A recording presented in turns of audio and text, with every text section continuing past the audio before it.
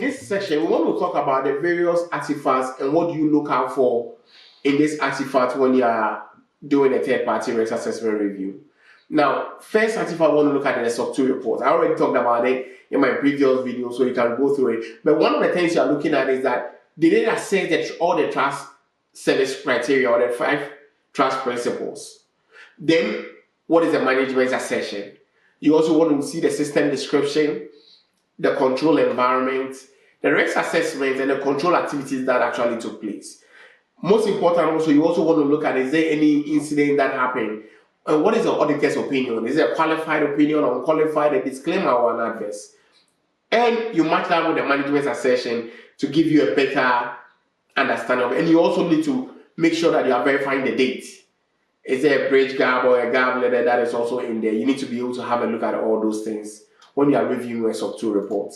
Now, ISO 27001. Now, the ISO certificate itself. Now, what is ISO certification? Now, when you talk about ISO, I have a detailed class that goes into ISMS, so you can also look into that video where it's going to help you also understand what the ISMS and the ISO 27001 is about. It is an international standard that demonstrates that an organization has implemented a robust ISMS and complies with the requirements of the standards. So if you have an ISO certification, it means that you have gone through an ISO audit, you have passed the audit, and it shows that you are actually certified. And there are steps to go through when you are going through the ISO certification process. You do what we call a gap analysis, you do a risk assessment, then you implement your controls.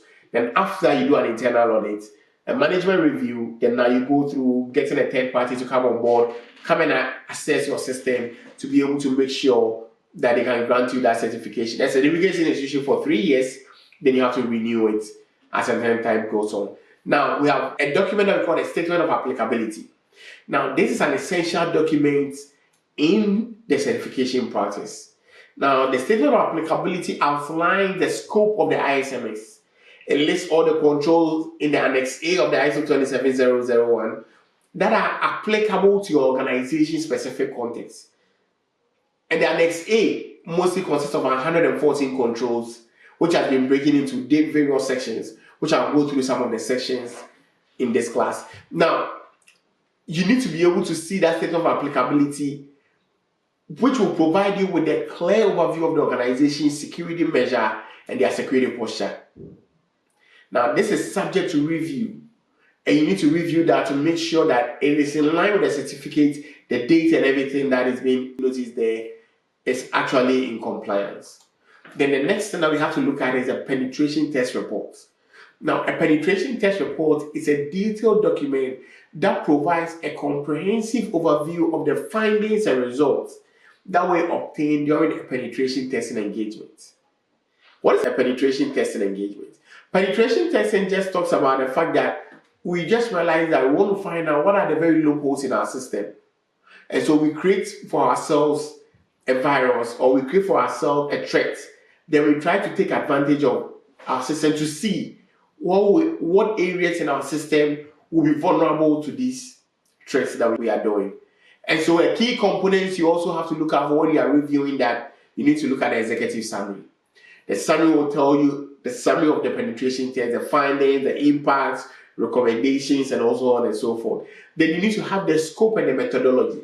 You need to make sure that the engagement that you are going in, does it fall in the scope and the methodology that was used? Then you need to find out what are the list of vulnerabilities and the issues that were discovered during the penetration testing. And that's where the findings comes in. Then what are the technical details? Now, this is the detailed vulnerability description, including the systems, the issues that were discovered, and all the steps that were taken by the team to be able to come up with the vulnerability description. Then the evidence of the exploitation. Now, for each critical vulnerability, the report should provide you evidence of successful exploitation. This evidence can include screenshots, it could be logs, or any other documents, and then you have to conduct a risk assessment. Now, what a risk assessment does, or what it's supposed to include, the likelihood of the exploitation and the possible consequences if that exploitation has gone through. Now, you have to do recommendation. Now, you need to have a detailed suggestion for mediating the identified vulnerabilities and improving the overall security posture. Then a remediation plan. Now, a remediation plan talks about a detailed roadmap that has been outlined, talking about the steps for us to be able to address the issues that were identified. Now, this roadmap always should include the timelines, who is responsible, the resources that are required, then the rating, then the non-technical section or the non-technical summary. Now, this is a non-technical section that is supposed to provide you with a high-level understanding of the reports, the findings, so that anyone who doesn't even have or who is not familiar with cybersecurity technologies will be able to go through and do that. Now, there are steps that you go through to do penetration testing.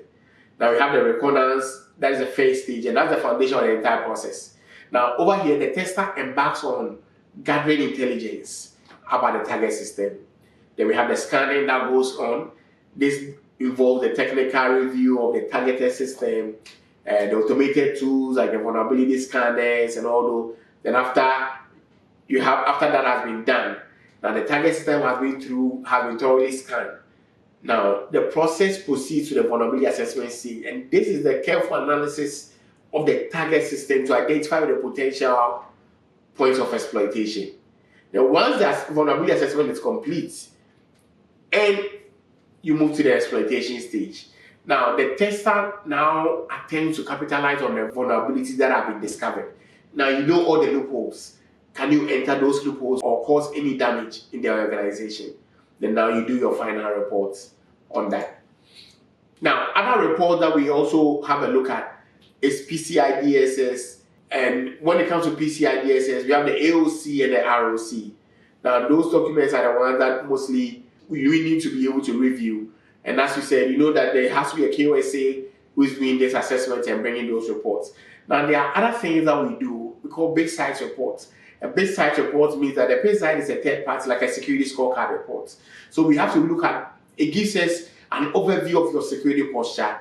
Then it tells us, okay, these are the things that it's reporting as vulnerability within the environment. Always remember, Bitsight report and security scorecard does not see beyond the firewalls. So they see the outside of the house, but they don't see the inside of the house. I hope this makes so much sense to you and you understand all these documents and know how to be able to review and what to look out for in these documents. I'll catch you up in the next class.